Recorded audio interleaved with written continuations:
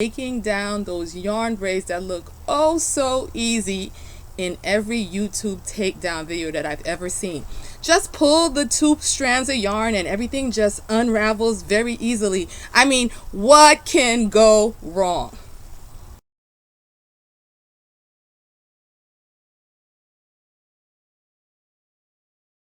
These are the yarn braids.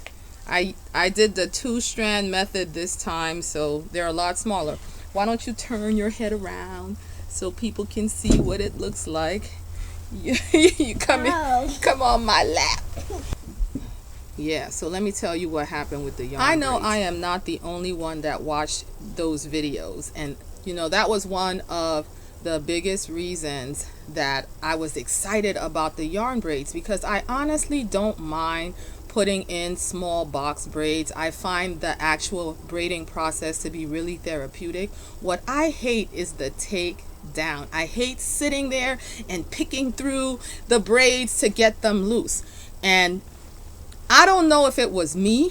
I don't know if my technique was bad, but let me show you what my takedown looked like.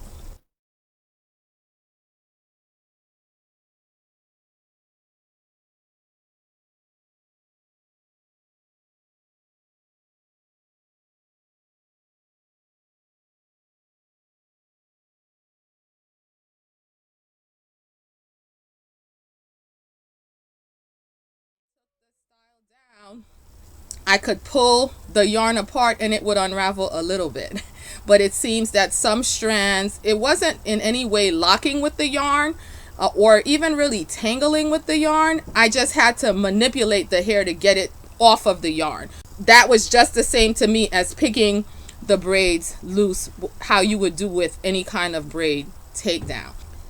I confess that I left the yarn braids in much longer than the recommended time.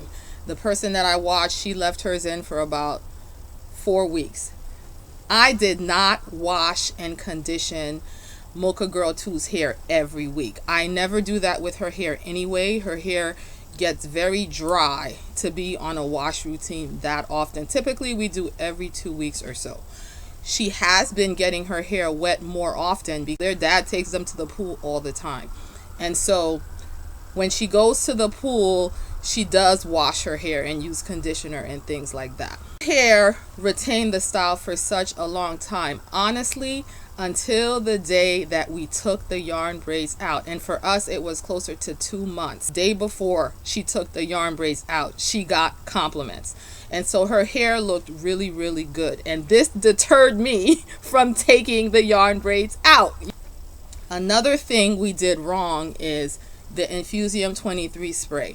Initially, I would nag Mocha Girl 2 every day. Have you sprayed your hair? I knew morning and night wasn't going to work, but I was shooting for at least having her do it at bedtime. If I nagged her, she did it. If I didn't nag her, she didn't do it.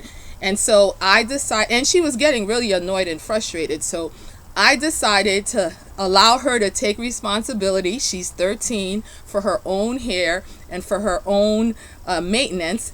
And so she didn't. She didn't spray her hair. She very seldom sprayed her hair. So what was madness for me is that I planned to do the younger 2's hair, and I was exhausted after that. And I thought to myself, it's going to take me 30 minutes maybe to take her hair out because all I'm doing is pulling the yarn. But in actuality, it took me all morning to take those yarn braids out. And then after that, it took a long time for me to put the new set in. So I spent the entire day in doing her head over. So if that pulling yarn process worked really well for you, and yes, we use 100% acrylic yarn.